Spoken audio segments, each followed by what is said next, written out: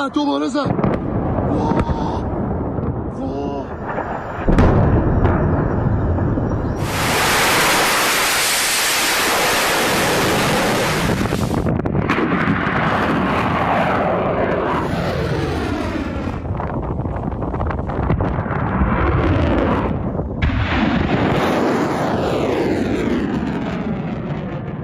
Operation Epic Fury has entered a new phase, a shock and awe campaign to trigger regime collapse.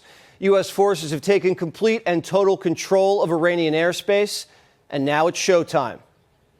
The two most powerful air forces in the world will have complete control of Iranian skies, uncontested airspace. It means we will fly all day, all night, day and night, finding, fixing, and finishing the missiles and defense industrial base of the Iranian military. This is twice the amount of firepower that we use in Iraq, and we're using next-generation tech, an unlimited stockpile of 2,000-pound GPS and laser-guided precision gravity bombs. High-powered laser weapons fired by the Navy are microwaving Iranian drones. And long-range, high-speed precision strike missiles are hitting targets with pinpoint accuracy, first time used in combat. Also the first time, kamikaze attack drones. Space Force satellites are detecting Iranian missile launches, then within seconds, blasting out the launch pads. The Pentagon's even using AI to develop targets. We're even bringing back good old faithful torpedoes. Yesterday, in the Indian Ocean, and we'll play it on the screen there, an American submarine sunk an Iranian warship that thought it was safe in international waters. Instead, it was sunk by a torpedo. Quiet death. The first sinking of an enemy ship by a torpedo since World War II. U.S. Central Command has confirmed that over 20 Iranian ships have been sunk. The average Republican now owns more boats than the Iranian Navy. And we just smoked their crown jewel.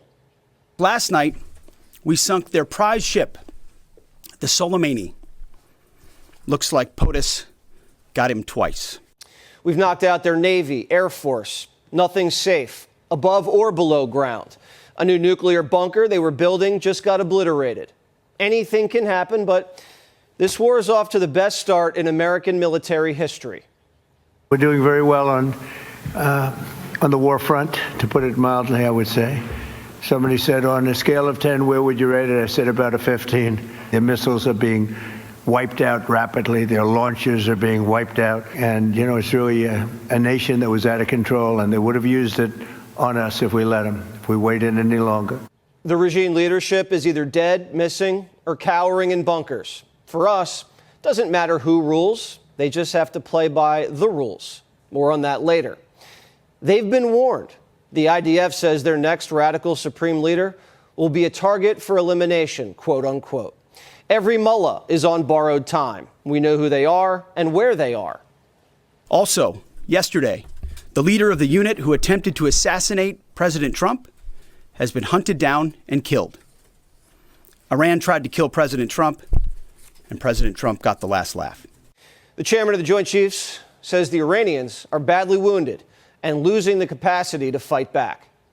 Iran's theater ballistic missile shots fired are down 86% from the first day of fighting, with a 23% decrease just in the last 24 hours. And their one-way attack drone shots are down 73% from the opening days. Reports say Iran only has a few days of missiles left. We've heard that before, but if true, this could be a major turning point. Eliminating their ballistic missile program was one of the key justifications for the operation.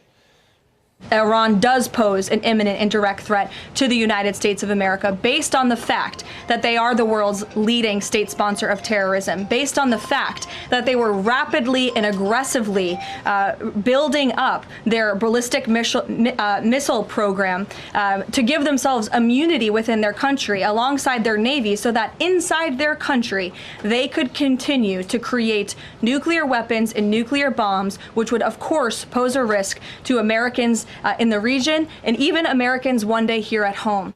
Today, the mullahs made a mistake. They fired a missile over the Mediterranean towards Turkey. That's a NATO ally. Fortunately, we knocked it down. The regime's missiles can reach Europe. That was too close for comfort. So now Spain's caving and letting us use their bases.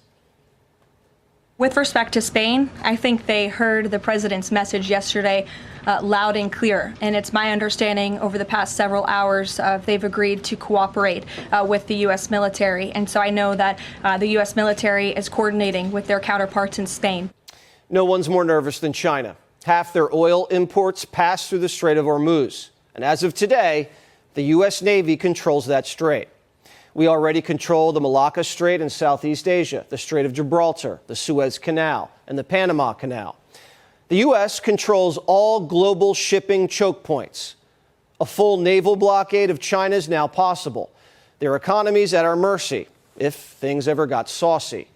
So we're killing two birds with one stone. We stop the #1 state sponsor of terror, and we checkmate the Chinese.